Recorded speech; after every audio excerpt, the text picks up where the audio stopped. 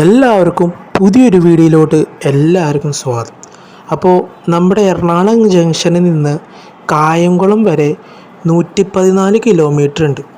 ഈ 114 കിലോമീറ്റർ സഞ്ചരിക്കാൻ വേണ്ടി എനിക്ക് ആയത് വെറും 30 രൂപയാണ് കേട്ടോ. അപ്പോൾ അതിൻ്റെ വീഡിയോ എൻ്റെ ചാനലിൽ കിടക്കുന്നുണ്ട് കേട്ടോ. അപ്പോൾ വീഡിയോ എല്ലാവരും കാണുക, സപ്പോർട്ട് ചെയ്യുക.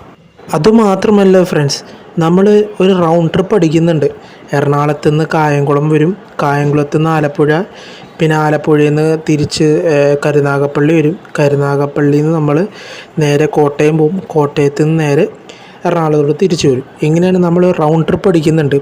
പക്ഷേ ഈ ഒരു ട്രിപ്പിൻ്റെ പ്രത്യേകത എന്ന് പറയുന്നത്, നമ്മൾ എക്സ്പ്രസ് ട്രെയിനിലോ സൂപ്പർ ഫാസ്റ്റ് ട്രെയിനിലോ ഒന്നും നമ്മൾ സഞ്ചരിക്കുന്നില്ല. ഓൺലി മെമു ട്രെയിനുകളിലും പാസഞ്ചർ ട്രെയിനുകളിലും മാത്രമാണ് നമ്മൾ യാത്ര ചെയ്യുന്നത്. അപ്പോൾ അതിൻ്റെ വീഡിയോസൊക്കെ ചാനലിൽ വരുന്നുണ്ട്. അപ്പോൾ അതിൻ്റെ ഫസ്റ്റ് വീഡിയോ നിങ്ങൾ വന്നിട്ടുണ്ട്. അപ്പോൾ അതിൻ്റെ വ്യൂസ് കുറവാണ്.